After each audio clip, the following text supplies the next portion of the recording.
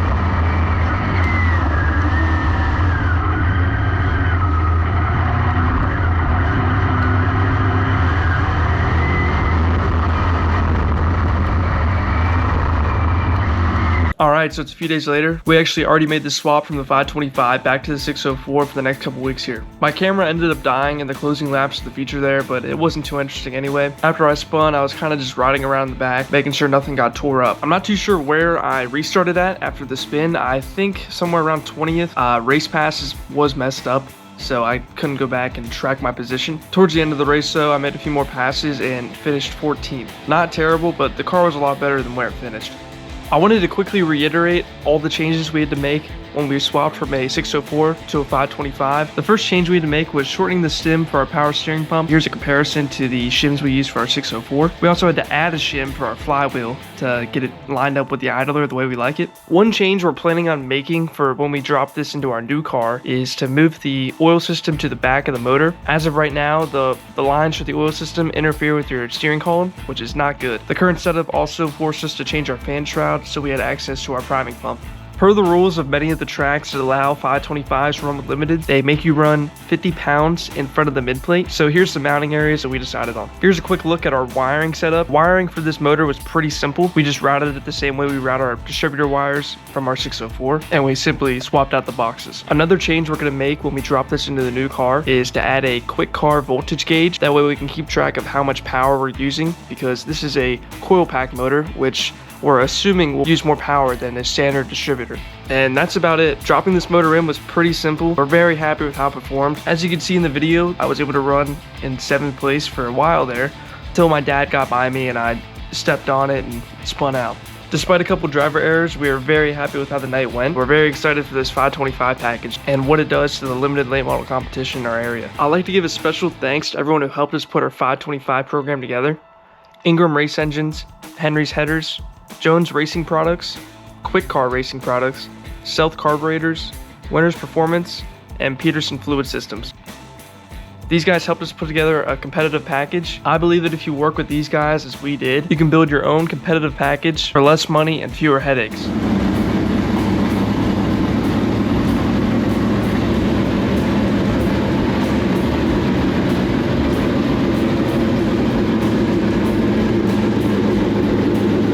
And that's it for this video. We'll be at Hagerstown this weekend running the 604 and the Limited. I want to thank everybody for all the support I've been receiving on my videos. I really appreciate it. Please consider liking and subscribing if you haven't already. And thank you for watching. We'll see you next time.